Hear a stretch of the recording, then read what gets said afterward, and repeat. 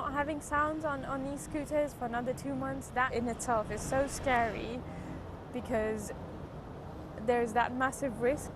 As a person with a visual impairment, I won't be able to hear it to move out of the way. On Monday, e-scooters were made available for rent for the first time in selected London boroughs as part of a 12-month trial.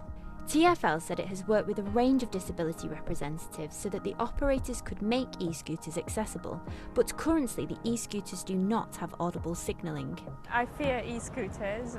I fear things that I cannot hear, but I know that are coming really fast. It's a bit of a mind map, and it's a bit of a mentally draining task to be able to navigate streets and pavements, because you're listening for noises, you're trying to keep yourself safe.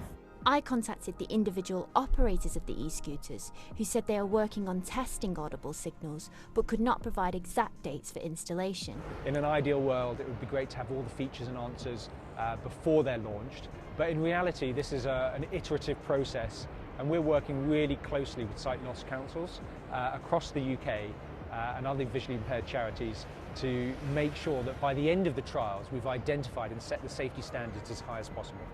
So we redesigned them with yellow on black for optimal visibility. TfL has worked with their independent disability advisory group to guide the operators around additional safety mechanisms. We, as a board, capture these requirements as exhaustively as possible. However, we do not capture them as exhaustively as ideal.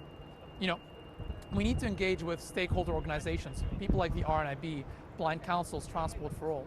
And through this ongoing research, we hope that we can actually cover the exhaustive requirements of our communities.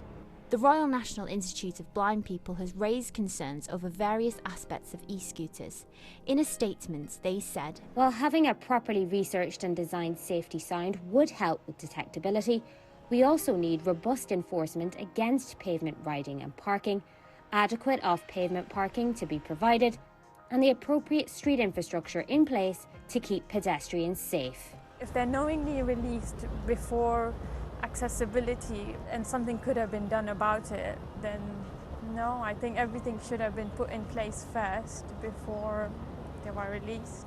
At some point in all of our lives, we're all going to be affected by ill health and disability, so why not make our streets, our transport, and everything we do embedded with inclusivity and accessibility.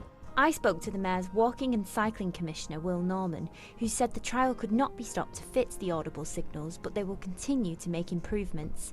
Jem O'Reilly, BBC London.